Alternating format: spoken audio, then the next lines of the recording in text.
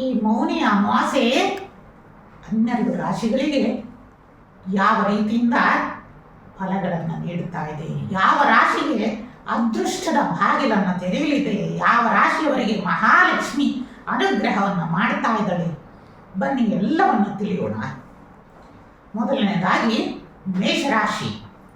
ಮೇಷರಾಶಿಯವರಿಗೆ ಶಶಿಮಂಗಳ ಯೋಗದಲ್ಲಿ ನಡೀತಾರಿಂದ ವಿಶೇಷವಾದ ಧನಲಾಭಗಳು, ಭೂಲಾಭಗಳು, ಉದ್ಯೋಗದಲ್ಲಿ ಬಡ್ತಿ, ಗೃಹ ಕಾರ್ಯಗಳು ನಡೀತಾ ಹೋಗ್ತವೆ. ಯಾವ ಕಾರ್ಯಗಳು ಮನೆಯ ಅರ್ಧಕ್ಕೆ ನಿಂತಿದೆಯೋ ಅವೆಲ್ಲವೂ ಸಹ ಪೂರ್ಣ ಆಗಲಿಕ್ಕೆ ಪ್ರಾರಂಭ ಆಗ್ತಾ ಇದೆ. ಮತ್ತೆ ಸಂತಾನ ಭಾಗ್ಯದ ಸೂಚನೆಗಳು ಕಾಣ್ತಾ ಇದ್ದೇವೆ. ಇನ್ನು ಆದಷ್ಟು ನೀವು ಎಚ್ಚರಿಕೆಯನ್ನು ಸಹ ವಹಿಸುವುದು ಸೂಕ್ತ. ಕೆಲವು ಕಡೆಗಳಲ್ಲಿ ನಿಮಗೆ ಅವಮಾನವಾಗುವ ಸಾಧ್ಯತೆಗಳು ಜಾಸ್ತಿ ಆಗಿದೆ. ಆದ್ದರಿಂದ ಮೇಷರಾಶಿಯವರು ಕ್ಲೀಂ ಕೃಷ್ಣಾಯ ನಮಃ ಶ್ರೀಕೃಷ್ಣ ಸಹಸ್ರನಾಮವನ್ನು ಪಾರಾಯಣವನ್ನು ಮಾಡುವುದರಿಂದ ಮೇಷರಾಶಿಗೆ ವಿಶೇಷವಾದ ಅನುಗ್ರಹ ಉಂಟಾಗಲಿದೆ. ವೃಷಭ ರಾಶಿ.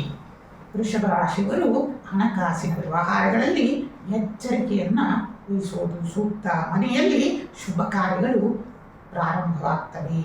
ಹಲವಾರು ವರ್ಷಗಳಿಂದ ನೀವು ಗುಪ್ತವಾಗಿ ಇಟ್ಟಿದ್ದ ವಿಚಾರಗಳು ಈ ವರ್ಷ ಸ್ಫೋಟವಾಗಲಿದೆ, ಬಹಿರಂಗಗೊಳ್ಳಲಿವೆ.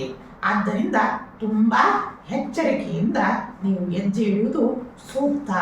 ಮತ್ತು ವಿದೇಶ ಪ್ರಯಾಣದ ಕನಸುಗಳು ಮತ್ತು ವಿದೇಶ ವ್ಯಾಸಂಗದ ಕನಸುಗಳು ವಿದ್ಯಾರ್ಥಿಗಳಿಗೆ ಈ ವರ್ಷ, ಅದರೊಳಗೂ ಈ ಶಶಿಮಂಗಳ ಯೋಗದಲ್ಲಿ ನಡೀತಾರಿಂದ ಬೇಗನೆ ಯಶಸ್ವಿಯಾಗಲಿದೆ. ವಿದೇಶ ಪ್ರವಾಸಗಳು ಮತ್ತು ಪುಣ್ಯಸ್ಥಾನಗಳು ಮತ್ತು ಯಜ್ಞ ಯಾಗಾದಿಗಳನ್ನು ನಡೆಸುವಿಕೆ ವೃಷಭ ರಾಶಿಯವರಿಗೆ ವಿಶೇಷವಾದ ಅನುಗ್ರಹವನ್ನು ತಂದುಕೊಡಲಿದೆ. ಆದರೂ ಸಹ ನಿಮ್ಮ ಹೆಸರಿಗೆ ಕಳಂಕವನ್ನು ತರುವಂತಹ ಸಾಧ್ಯತೆಗಳು ಜಾಸ್ತಿ ಆಗಿದೆ. ಆದ್ದರಿಂದ ವೃಷಭ ರಾಶಿಯವರು ಸಹ ತುಂಬ ಎಚ್ಚರಿಕೆಯನ್ನು ವಹಿಸುವುದು ಸೂಕ್ತ. ನೀವು ವೆಂಕಟೇಶ್ವರ ರಕ್ಷಾ ಸ್ತೋತ್ರವನ್ನು ಪಠನೆಯನ್ನು ಮಾಡುವುದು, ವಿಷ್ಣುವಿನ ದೇವಾಲಯಗಳಿಗೆ ಭೇಟಿ ನೀಡುವುದರಿಂದ ಎಲ್ಲ ಸಮಸ್ಯೆಗಳಿಂದ ಮುಕ್ತಿಯನ್ನು ಕಾಣಬಹುದಾಗಿದೆ. ಮಿಥುನ ರಾಶಿ. ಮಿಥುನ ರಾಶಿಯವರಿಗೆ ಯಾರು ರಿಯಲ್ ಎಸ್ಟೇಟ್ ನಡೆಸ್ತಾ ಇದ್ದೀರಾ ಅವೆಲ್ಲವೂ ಕಾರ್ಯಗಳು ಸ್ಥಗಿತಗೊಂಡುಬಿಟ್ಟಿರ್ತವೆ. ಆದರೆ ಈ ಅಮಾವಾಸ್ಯೆಯಿಂದ ಮತ್ತೆ ಪುನಃ ಪ್ರಾರಂಭವಾಗುವ ಸೂಚನೆಗಳು ಹೆಚ್ಚಾಗಿವೆ. ಹೀಗಾಗಿ ಮನೆ ಕಟ್ಟಬೇಕೆ, ಹೊಲ ಮನೆಯನ್ನು ತೆಗೆದುಕೊಳ್ಳುವುದು, ಹೊಸದಾಗಿ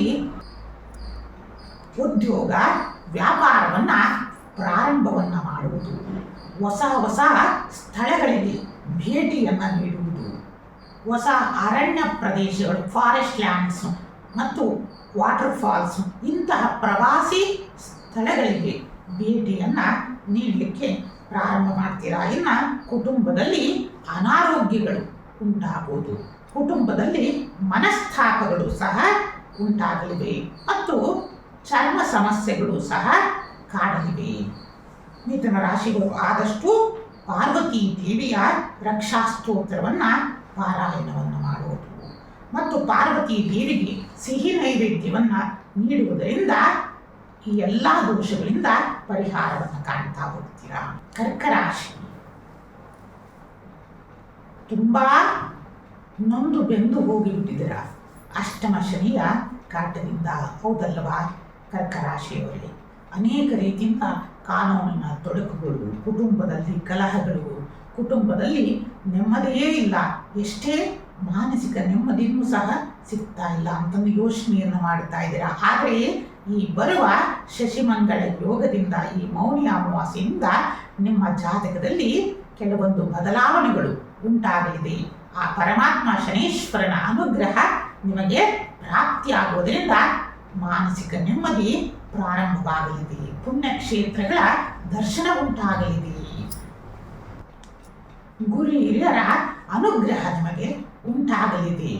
ಮನೆ ಕಟ್ಟುವಿಕೆ, ಗೃಹಲಾಭಗಳು, ಹೊಸ ಭೂಮಿಗಳ ಖರೀದಿಗಳು ಸಹ ಉಂಟಾಗಲಿವೆ ಮತ್ತು ವಿವಾಹ ವಿಚ್ಛೇದನಗಳು, ಪ್ರೇಮ ಕಲಹಗಳು ಸಹ ಉಂಟಾಗಲಿವೆ ಮತ್ತು ಹಿಂದೆ ಯಾವ ಅಡಚಣೆಗಳು ಇದ್ವೋ ಆ ಅಡಚಣೆಗಳು ಸಹ ಪರಿಹಾರವಾಗುವ ಸೂಚನೆಗಳು ಕಾಣ್ತಾ ಇದ್ದಾವೆ. ಮತ್ತು ದುರ್ಗಾ ಸ್ತೋತ್ರಗಳನ್ನು ಪಠಣೆಯನ್ನು ಮಾಡುವುದರಿಂದ, ನವದುರ್ಗಾ ಕ್ಷೇತ್ರಗಳ ದರ್ಶನದಿಂದ, ನವದುರ್ಗೆಯರ ಆರಾಧನೆಯಿಂದ ವಿಶೇಷವಾದ ಫಲಗಳನ್ನು ನೀವು ಪಡೆಯಬಹುದಾಗಿದೆ. ಸಿಂಹರಾಶಿ, ಶಶಿಮಂಗಳ ಯೋಗದಲ್ಲಿ ಸಿಂಹರಾಶಿಗೆ ವಿಶೇಷವಾದ ಫಲಗಳನ್ನು ಕೊಡ್ತಾ ಇದ್ದಾನೆ. ಕುಟುಂಬದಲ್ಲಿ ನೆಮ್ಮದಿಯ ವಾತಾವರಣ, ಸಂತೋಷದ ವಾತಾವರಣವೂ ಸಹ ಉಂಟಾಗಲಿದೆ.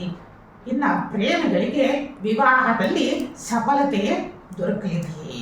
ನಿಂತು ಹೋದ ನಿಮ್ಮ ಎಲ್ಲ ಕಾರ್ಯಗಳು ಸಹ ಪುನಃ ಪ್ರಾರಂಭವಾಗಲಿದೆ. ತಂದೆ ತಾಯಿಗಳಲ್ಲಿ ಕೊಂಚ ಅನಾರೋಗ್ಯ ಬಾಧೆ ಕಾಡಲಿದೆ. ನಿಮ್ಮ ಬಳಿ ಸಾಲ ಪಡೆದವರು ಸಹ ಹಿಂಪಾವತಿಯನ್ನು ಮಾಡಲಿಕ್ಕೆ ಬಹಳ ಕಾಡಿಸ್ತಾ ಹೋಗ್ತಾರೆ. ಆದ್ದರಿಂದ ವೃಥ ಹಣಕಾಸಿನ ವಿಚಾರದಲ್ಲಿ ಎಚ್ಚರಿಕೆಯನ್ನು ನೀವು ವಹಿಸುವುದು ಸೂಕ್ತ. ಆದಷ್ಟು ನಿಮ್ಮ ಆರೋಗ್ಯದ ಕಡೆಯೂ ಸಹ ಗಮನವನ್ನು ಕೊಡುವುದು ಸೂಕ್ತ. ನಂತರ ನಿಮಗೆ ಹೊಟ್ಟೆಯ ಭಾಗ ಮತ್ತು ತಲೆಯ ಭಾಗಕ್ಕೆ ಸಂಬಂಧಿಸಿದ ಅನೇಕ ಕಾಯಿಲೆಗಳ ಮುನ್ಸೂಚನೆಯ ಕಾಣ್ತಾರಿಂದ ಆದಷ್ಟು ಸಹ ಆರೋಗ್ಯದ ಕಡೆ ಎಚ್ಚರಿಕೆಯನ್ನು ವಹಿಸುವುದು ತುಂಬ ಸೂಕ್ತ. ಮತ್ತು ಆಧ್ಯಾತ್ಮಿಕದ ಕಡೆಯೂ ಸಹ ಒಲವು ಹೆಚ್ಚಾಗಲಿದೆ. ಒಟ್ಟಿನಲ್ಲಿ ಸಿಂಹರಾಶಿಯವರಿಗೆ ವಿಶೇಷ ಸಂತೋಷ ಮತ್ತು ಶುಭ ಫಲಗಳನ್ನು ಶನೀಶ್ವರನ ಅನುಗ್ರಹದಿಂದ ಉಂಟಾಗ್ತಾ ಹೋಗುತ್ತೆ. ಇನ್ನು ಸಿಂಹರಾಶಿಯವರು ಲಕ್ಷ್ಮೀ ನರಸಿಂಹಸ್ವಾಮಿಯ ದರ್ಶನವನ್ನು ಮಾಡುವುದರಿಂದ, ಲಕ್ಷ್ಮೀ ನರಸಿಂಹಸ್ವಾಮಿಯ ಅಷ್ಟೋತ್ತರ ಪಠಣೆಯಿಂದ ಅಧಿಕ ಧನಲಾಭಗಳನ್ನು, ಮಹಾಲಕ್ಷ್ಮಿಯ ಕೃಪೆಯನ್ನು ಪಡೆಯಬಹುದಾಗಿದೆ. ಕನ್ಯಾ ರಾಶಿಯವರಿಗೆ ಶೀತ ಪ್ರಕೃತಿಯಿಂದ ಅನೇಕ ಕಫ, ಜ್ವರದಂತಹ ಅನೇಕ ಕಾಯಿಲೆಗಳು ಸಹ ಅನಾರೋಗ್ಯವನ್ನು ಪೀಡಿಸ್ತಾ ಇದೆ. ಮತ್ತು ವಿವಾಹ ಕಾರ್ಯಗಳು ನಡೀತಾ ಹೋಗ್ತವೆ ಕನ್ಯಾ ರಾಶಿಯವರಿಗೆ. ಮತ್ತು ಪ್ರಯಾಣದಲ್ಲಿ ಎಚ್ಚರಿಕೆಯನ್ನು ವಹಿಸುವುದು ಸೂಕ್ತ. ಇನ್ನು ಕನ್ಯಾ ರಾಶಿಯವರು ತುಂಬ ಎಚ್ಚರಿಕೆಯನ್ನು ನೀವು ವಹಿಸಬೇಕು. 100ರಲ್ಲಿ 60 ಜನರಿಗೆ ಈ ಕ್ಯಾನ್ಸರ್ ಸಂಬಂಧಿತವಾದ ರೋಗಗಳು ಸಹ ಕಾಣುವ ಸಂಭವಗಳು ಹೆಚ್ಚಾಗ್ತಾ ಇದ್ದಾವೆ. ಆದಷ್ಟು ಯಾವುದನ್ನೂ ಸಹ ಅಸಡ್ಡೆ ಮಾಡದೆ ವೈದ್ಯರನ್ನು ಸಂಪರ್ಕಿಸುವುದು ತುಂಬ ಒಳಿತು. ಕನ್ಯಾ ರಾಶಿಯವರು ಯಾವುದೇ ಒಂದು ಸಮಸ್ಯೆ ಇರಲಿ ಅದನ್ನು ವೈದ್ಯರನ್ನು ಕಂಡು ವೈದ್ಯರ ಸಲಹೆಯಂತೆ ನೀವು ನಡೆದರೆ ಬರುವ ದೊಡ್ಡ ಅನಾಹುತಗಳಿಂದ ಪಾರಾಗಬಹುದು. ಕನ್ಯಾ ರಾಶಿಯವರು ಆದಷ್ಟು ನೀವು ಎಚ್ಚರಿಕೆಯನ್ನು ವಹಿಸುವುದು ಸೂಕ್ತ. ನಂತರ ಈ ಫೆಬ್ರವರಿಯಲ್ಲಿ ವಿಶೇಷವಾದ ಭೂಲಾಭಗಳನ್ನು ನೀವು ಹೊಂದ್ತಾ ಹೋಗ್ತೀರಾ. ಮತ್ತು ಪಿತ್ರಾರ್ಜಿತವಾಗಿ ಯಾವ ಕೋರ್ಟು ಕಚೇರಿಯ ಕೆಲಸಗಳಿರ್ತವೋ ಅವೆಲ್ಲ ಇದರೊಳಗೂ ಫಲವನ್ನು, ಯಶಸ್ಸನ್ನು ನೀವು ಕಾಣ್ತಾ ಹೋಗ್ತೀರಾ. ಮತ್ತು ದೇವಿ ಭವಾನಿಯನ್ನು ಆರಾಧನೆಯನ್ನು ಮಾಡುವುದರಿಂದ ಮತ್ತು ಭವಾನಿಯ ದರ್ಶನದಿಂದ ವಿಶೇಷವಾದ ಅನುಗ್ರಹವನ್ನು ಮತ್ತು ಭವಾನಿ ಅಷ್ಟಕವನ್ನು ಪ್ರತಿದಿನ ಪಾರಾಯಣವನ್ನು ಮಾಡುವುದರಿಂದ ಮಹಾಲಕ್ಷ್ಮಿಯ ಕೃಪೆ ನಿಮ್ಮದಾಗಲಿದೆ. ತುಲಾರಾಶಿಯವರು ಅನೇಕ ರೀತಿಯಿಂದ ನೊಂದು ಬೆಂದು ಹೋಗಿದ್ದೀರಾ. ಅನೇಕ ರೀತಿಯಿಂದ ಅನಾರೋಗ್ಯದಲ್ಲಿ ಪೀಡಿತರಾಗಿದ್ದೀರಾ. ಮತ್ತು ಅನೇಕ ಶತ್ರುಗಳ ಉಪಟಳದಿಂದ ನೊಂದು ಹೋಗಿದ್ದೀರಾ. ಇವರೆಲ್ಲರಿಗೂ ಸಹ ಈ ಅಮಾವಾಸ್ಯೆಯಿಂದ ವಿಶೇಷವಾದ ಫಲವನ್ನು ನೀವು ಪಡೀತಾ ಇದ್ದೀರಾ. ಯಾವ ಕಾರ್ಯಗಳನ್ನು, ಮನೆಯ ಕಟ್ಟುವಿಕೆ ಕಾರ್ಯ ಅರ್ಧದಲ್ಲೇ ನಿಂತು ಹೋಗಿತ್ತು, ಬ್ಯಾಂಕಿನಿಂದ ಲೋನ್ಗಳು ಆಗಿರಲಿಲ್ಲ, ಈ ಒಂದು ಕಾರಣಕ್ಕೆ ನಿಲ್ಲಿಸಿದ್ವಿ, ಹಣಕಾಸಿನ ಅಡಚಣೆಯಿಂದ ನಿಲ್ಲಿಸಿದ್ವಿ, ಈ ಎಲ್ಲ ಸಮಸ್ಯೆಗೆ ಈ ಬರುವ ಅಮಾವಾಸ್ಯೆಯಿಂದ ಮುಕ್ತಿ ದೊರೆಯಲಿದೆ. ಮತ್ತೆ ಗೃಹಾರಂಭ ಕಾರ್ಯಗಳು ಪ್ರಾರಂಭವಾಗ್ತವೆ. ಬ್ಯಾಂಕಿನಿಂದ ಯಾವ ಕೆಲಸಗಳು ಆಗಬೇಕಾಯ್ತೋ ಅವೆಲ್ಲವೂ ಸಹ ಸುಸೂತ್ರವಾಗಿ ನಡೀಲಿಕ್ಕೆ ಪ್ರಾರಂಭವಾಗ್ತಾ ಹೋಗುತ್ತೆ. ಮತ್ತು ನವ ಉದ್ಯೋಗವನ್ನು ಮತ್ತು ನವ ವ್ಯಾಪಾರವನ್ನು ನೀವು ಪ್ರಾರಂಭವನ್ನು ಮಾಡ್ತಾ ಹೋಗ್ತೀರಾ. ದೂರ ಪ್ರಯಾಣದಿಂದ ನೆಮ್ಮದಿ ಪ್ರಾಪ್ತಿ ಆಗ್ತಾ ಹೋಗುತ್ತೆ. ಮತ್ತು ಯಾರು ಈ ರಿಯಲ್ ಎಸ್ಟೇಟ್ನಲ್ಲಿ ಇದ್ದೀರೋ ಅವರು ವಿಶೇಷವಾಗಿ ಭೂಗರ್ಭದಿಂದ ಬರುವ ಪದಾರ್ಥಗಳು, ವಸ್ತುಗಳಿಂದ ವ್ಯಾಪಾರವನ್ನು ಈ ಬರುವ ಹುಣ್ಣಿಮೆಯ ನಂತರ ಮಾಡುವುದರಿಂದ ವಿಶೇಷವಾದ ಅನುಗ್ರಹವನ್ನು ನೀವು ಪಡಿತಾ ಹೋಗ್ತೀರಾ. ಮತ್ತು ಕುಟುಂಬದಲ್ಲಿ ನೆಮ್ಮದಿಯ ವಾತಾವರಣ ಉಂಟಾಗಲಿದೆ. ಆದಷ್ಟು ವಾಹನವನ್ನು ಚಲಿಸುವಾಗ ಎಚ್ಚರಿಕೆಯಿಂದ ಇರುವುದು ಒಳಿತು. ತಾಯಿ ಮೀನಾಕ್ಷಿಯ ದರ್ಶನದಿಂದ ವಿಶೇಷವಾದ ಅನುಗ್ರಹವನ್ನು ಮತ್ತು ಮೀನಾಕ್ಷಿಯ ಪಂಚರತ್ನ ಸ್ತೋತ್ರವನ್ನು ಪಠಣೆಯನ್ನು ಮಾಡುವುದರಿಂದ ವಿಶೇಷ ಲಾಭಗಳನ್ನು ನೀವು ಪಡಿತಾ ಹೋಗ್ತೀರಾ. ವೃಶ್ಚಿಕ ರಾಶಿ, ಎಷ್ಟೇ ನೋಡಿದ್ರೂ ಕಷ್ಟಗಳ ಮೇಲೆ ಕಷ್ಟಗಳು ಎಲ್ಲವೂ ಸರಪಳಿಯಾಗಿ ರೂಪುಗೊಳ್ತಾ ಇದೆ ಅಲ್ವಾ ವೃಶ್ಚಿಕ ರಾಶಿಯವರೇ. ಯಾವುದೇ ಸಮಸ್ಯೆ ಒಂದು ಬಗೆಯಿರುತ್ತಪ್ಪ ಅಂತಂದು ಹೇಳಿ ನೆಮ್ಮದಿ ಇರೋಷ್ಟೊಳಗೆ ಇನ್ನೊಂದು ಸಮಸ್ಯೆ ಉಂಟಾಗ್ತಾ ಇದೆ. ಕುಟುಂಬದಲ್ಲಿ ಕಲಹಗಳು ಜಾಸ್ತಿ ಆಗ್ತಾ ಇದ್ದಾವೆ. ಪತಿ ಪತ್ನಿಯರ ನಡುವೆ ಸಣ್ಣದ ವಿಚಾರಗಳಿಗೂ ಸಹ ದೊಡ್ಡದಾಗಿ ಬೃಹದಾಕಾರವಾಗಿ ಜಗಳಗಳು ಪ್ರಾರಂಭವಾಗ್ತಾ ಇದ್ದಾವೆ. ಕುಟುಂಬದಲ್ಲಿ ಅನ್ಯಥಾ ಬಂಧು ಮತ್ತು ಬಾಂಧವರೊಡನೆ ಸ್ನೇಹಿತರೊಂದಿಗೆ ಕಲಹಗಳು, ಶತ್ರುಪೀಡೆಗಳು ಪ್ರಾರಂಭವಾಗ್ತಾ ಇದ್ದಾವೆ ಮತ್ತು ರಾಜಕೀಯದಲ್ಲಿರೋರಿಗೆ ಮುನ್ನಡೆಯನ್ನ ತೋರಿಸ್ತಾ ಇದೆ. ಆದಷ್ಟು ನೀವು ಸನ್ಮಾರ್ಗದಲ್ಲಿ ನಡೆಯುವುದು ಸೂಕ್ತ. ಏಕೆಂದರೆ ಅನೇಕ ರೀತಿಯಿಂದ ಸಾಲ ಬಾಧೆಗಳು, ಹಣಕಾಸಿನ ಅಡಚಣೆಯಲ್ಲೇ ವೃಶ್ಚಿಕ ರಾಶಿಯವರು ತುಂಬ ನರಳಿ ಹೋಗ್ತಾ ಇದ್ದಾರೆ. ಆದ್ದರಿಂದ ಅವರು ಏನಪ್ಪ ಮಾಡಬೇಕು, ಏಕೆಂದರೆ ಮಾನಸಿಕವಾಗಿ ಖಿನ್ನತೆಗೆ ಒಳಗಾಗ್ತಾ ಇದ್ದಾರೆ ಮತ್ತು ಆರೋಗ್ಯದ ಸಮಸ್ಯೆಗೆ ಒಳಗಾಗ್ತಾ ಇದ್ದೀರಾ ಅಲ್ವಾ ಶಿಷ್ಯಂದರೆ. ಇವರು ಏನಪ್ಪ ಮಾಡಬೇಕು ಅಂದರೆ ಭುವನೇಶ್ವರಿಯ ಅಷ್ಟಕವನ್ನು ಪಾರಾಯಣವನ್ನು ಮಾಡಿ ತಾಯಿ ಭುವನೇಶ್ವರಿಯ ದರ್ಶನವನ್ನು ಮಾಡುವುದರಿಂದ ಮತ್ತು ಭುವನೇಶ್ವರಿಗೆ ಸಂಬಂಧಪಟ್ಟ ಯಾಗ ಯಜ್ಞ ಪೂಜಾದಿಗಳನ್ನು ನೆರವೇರಿಸುವುದರಿಂದ ಎಲ್ಲ ಸಮಸ್ಯೆಗಳಿಂದ ಪಾರಾಗಬಹುದು. ಧನಸ್ಸು ರಾಶಿ, ಧನುಷ್ ರಾಶಿಯ ಸರ್ಕಾರಿ ಉದ್ಯಮದಾರರಿಗೆ ವಿಶೇಷವಾದ ಪ್ರಮೋಷನ್ಗಳು, ಬಡ್ತಿಗಳು ಮತ್ತು ನೀವು ಬಯಸಿದ ಕಡೆಯೇ ವರ್ಗಾವಣೆಗಳು ಆಗುವ ಸಂಭವಗಳು ಹೆಚ್ಚಾಗಲಿವೆ. ಆದರೂ ಸಹ ಮೇಲಾಧಿಕಾರಿಗಳಿಂದ ಕಿರಿಕಿರಿಗಳು ಉಂಟಾಗುವುದು, ಮಾನಸಿಕವಾಗಿ ನೆಮ್ಮದಿಯೇ ಇಲ್ಲದಂತಾಗುವುದು ಮತ್ತು ಅನಾರೋಗ್ಯ ತೊಂದರೆ. ಅದರೊಳಗೂ ಸಹ ಧನುಸ್ಸು ರಾಶಿಯವರಿಗೆ ನಿದ್ರಾಹೀನತೆಯಿಂದ ಜಾಸ್ತಿ ಬಳಲ್ತಾ ಇದ್ದೀರಾ. ಆದಷ್ಟು ನೀವು ಯೋಗ ಮತ್ತು ಧ್ಯಾನದ ಕಡೆ ಮುಖವನ್ನು ಮಾಡುವುದು ತುಂಬ ಸೂಕ್ತ.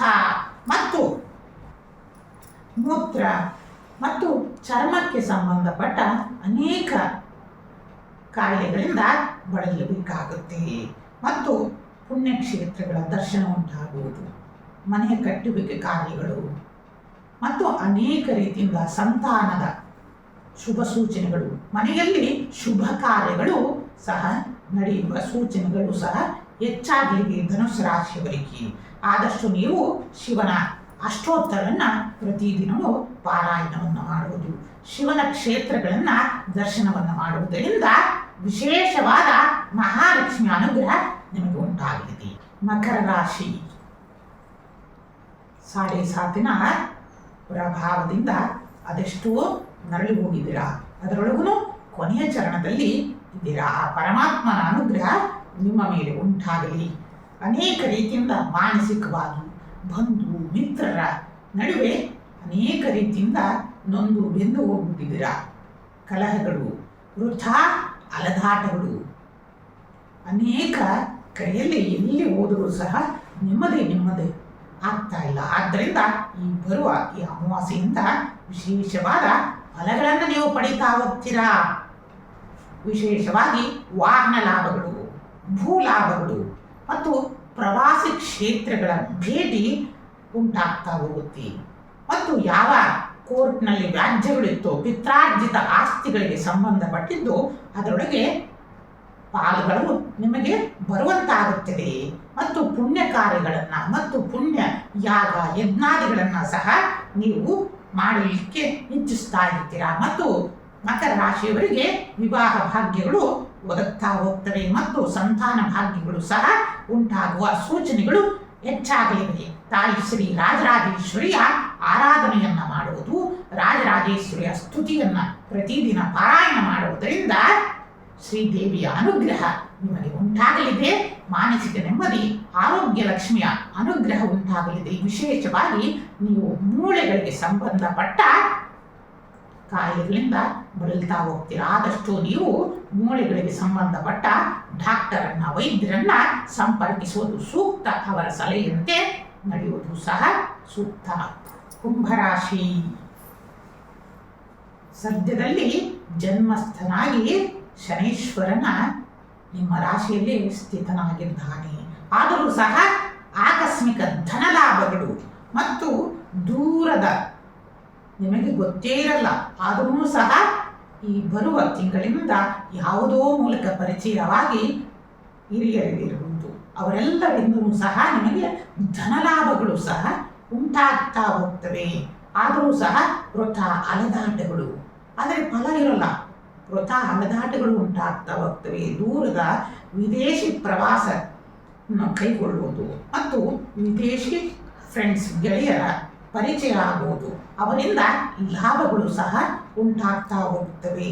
ಅನೇಕ ಕಡೆಯಿಂದ ತುಂಬ ಒತ್ತಡಗಳು ನಿಮ್ಮ ಕೆಲಸದಲ್ಲಿರಲಿ ಮತ್ತು ಮಾನಸಿಕ ಒತ್ತಡಗಳು ಸಹ ಹೆಚ್ಚಾಗ್ತಾ ಹೋಗ್ತವೆ. ಕೆಲಸದಲ್ಲಿ ಕಿರಿಕಿರಿಗಳು ಮತ್ತು ಹಿರಿಯರ ಆರೋಗ್ಯದಲ್ಲಿ, ತಂದೆ ತಾಯಿಯರ ಆರೋಗ್ಯದಲ್ಲಿ ಏರುಪೇರುಗಳು ಉಂಟಾಗ್ತಾ ಹೋಗ್ತವೆ. ಕಾನೂನಿನ ತೊಂದರೆಗಳು ಎದುರಾಗ್ತಾ ಹೋಗ್ತವೆ ಮತ್ತು ಅನೇಕ ಕಾರ್ಯಗಳಲ್ಲಿ ವಿಘ್ನಗಳು ಉಂಟಾಗ್ತಾ ಹೋಗ್ತವೆ. ಆದ್ದರಿಂದ ಆದಷ್ಟು ಗುರುಗಳ ಮಾರ್ಗದರ್ಶನದಂತೆ ಕುಂಭರಾಶಿಯವರು ನಡೆಯುವುದು ಸೂಕ್ತ. ವಿಷ್ಣು ಸಹಸ್ರನಾಮವನ್ನು ಪಾರಾಯಣವನ್ನು ಮಾಡುವುದು, ವಿಷ್ಣು ದೇವರನ್ನ ಆರಾಧನೆಯನ್ನು ಮಾಡುವುದರಿಂದ ಬರುವ ಎಲ್ಲ ಸಂಕಷ್ಟಗಳಿಂದ ಪಾರಾಗ್ತಾ ಹೋಗ್ತೀರಾ.